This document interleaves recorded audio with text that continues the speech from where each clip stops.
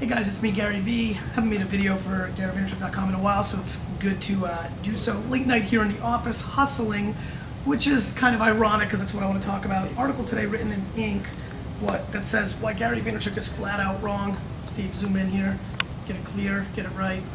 And Michael Schein wrote this article, and first let me say this. I actually read it very carefully, and I think Michael's a good dude. I don't think he was looking to really drill me. I think he said some nice complimentary things, and actually, ironically, I fully agree with his basic gist of that.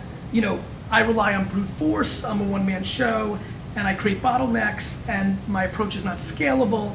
And the alternative is building infrastructure. And he's been tweeting a lot, and he's been referencing, Jason Fried, one of my dearest friends, who wrote a book, Rework, and 37 Signals, and built a platform. And I just wanted to address this because I thought I could bring a lot of value to a lot of people. Plus, I wanted to address this because people were asking me, and I want to respond. First and foremost, he references the wine business and other things of that nature. I think he's really looking at just one chess move, right? If you would really understand, listen, I do work hard. All due respect to, this is actually a respectful thing to say.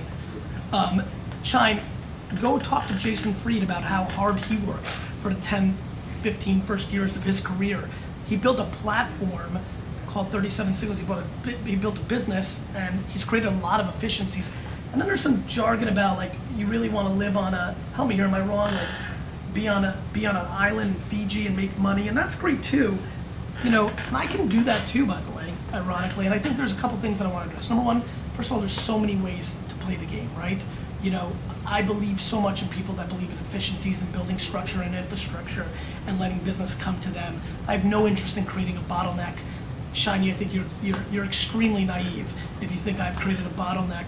When you have a 300-person company, my name's on the door. The wine business, that's my business, but these things are making dollars. Not to mention that when you build infrastructure or you build personal brand equity or you hustle yourself, opportunities happen.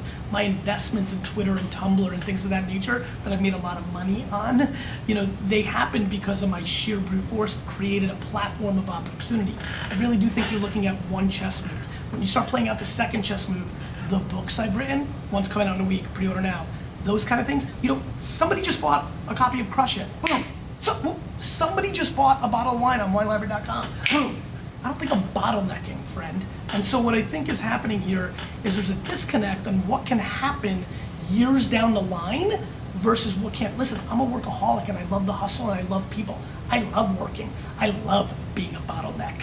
I love working. Do you understand? I like building businesses, and thus I still do it. I could have retired on a beach in Fiji a long time ago, and everybody could have said, look how efficient and smart he was. It's just not what drives me. Just like for some people, building the business doesn't drive them. What drives them is to get to that Fiji island one day and just chill on the beach, and God bless them. There are so many ways to win the business life, but I think it would be massively naive that when you use examples of people like Jason Fried, not to understand, listen really carefully.